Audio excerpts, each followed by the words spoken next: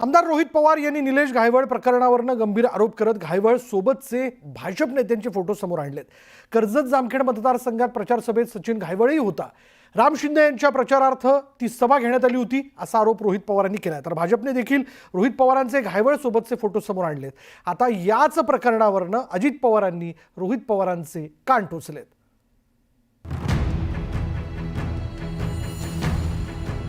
सगळे काचेच्या घरात राहतात, त्याच्यामुळे त्या अशा प्रकारचा आरोप करणाऱ्यांनी पण आत्मचिंतन आत्मपरीक्षण करावं।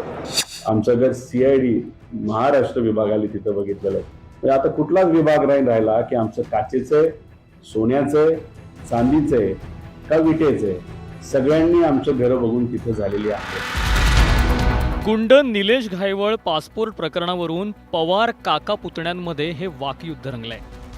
जसजसे घायवळचे राजकीय लागेबंधे उघड होऊ लागले आहेत तसे आरोप प्रत्यारोपही होऊ लागले आहेत। गुंड घायवळचा राजकीय गॉडफादर कोण यावरून हा राजकीय वाद पेटलाय, पण त्यावरून आता पवार काका पुतण्यात वादाची ठिणगी पडली। रोहित पवारांनी विधान परिषदेचे सभापती राम शिंदेंवरती निशाणा साधला होता।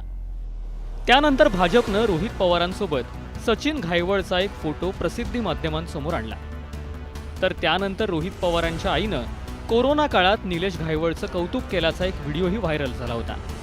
नियमांचं पालन करा आणि पोलिसांना आणि डॉक्टरांना पण सहकार्य करा आणि आपण याच्यातून एक काउन्सिल आपण बाहेर निघू आणि थोडे शहाणे बनण्याचा प्रयत्न करू, निसर्गाचा आदर करू। निलेश भाऊंचं मी मनापासून आभार मानते की तुम्ही हे खूप गरजेची गोष्ट या शाळेला तुम्ही दिली, याबद्दल तुमचे मनापासून आभार। आणि तुम्हा सर्व पत्रकार बंधू भगिनींचे पण मनापासून आभार। काळजी घ्या। एकीकडे रोहित पवार आणि भाजपमध्ये वाद पेटला असतानाच दुसरीकडे अजित पवारांनी पुतण्या रोहित पवारांना त्याच कौतुकाच्या व्हिडिओवरून टोमणा मारलाय।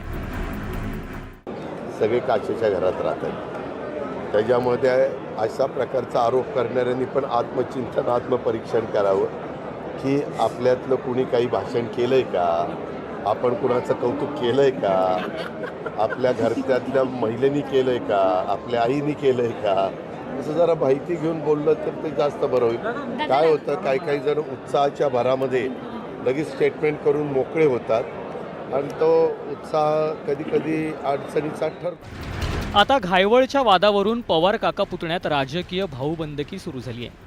काका अजित पवारांच्या त्या टोमण्याला पुतण्या रोहित पवारांनी हे प्रत्युत्तर दिलंय।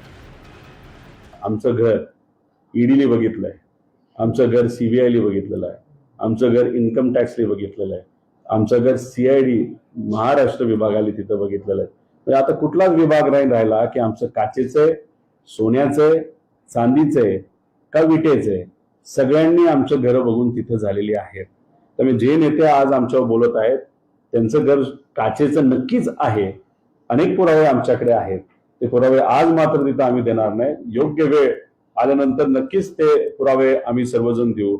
आणि मला शिरोळे भाऊंना सुद्धा सांगायचंय, कदाचित मी डायरेक्ट बोलणार नाही, तुम्ही सुद्धा काचेच्या घरात काही व्यक्तिगत कारणांमुळे राहता हे मला आम्हा सगळ्यांना तिथं माहिती आहे। पुण्यात गुंड निलेश घायवळची टोळी सक्रिय आहे। काही दिवसांपूर्वीच तो परदेशात पसार झालाय, पण त्याचे सर्वपक्षीय नेत्यांशी असलेले लागेबंधे आता लपून राहिलेले नाहीत। निलेश घायवळच्या आडून आपल्या राजकीय विरोधकांची कोंडी करण्याचा प्रयत्न नेत्यांकडून केला जातोय।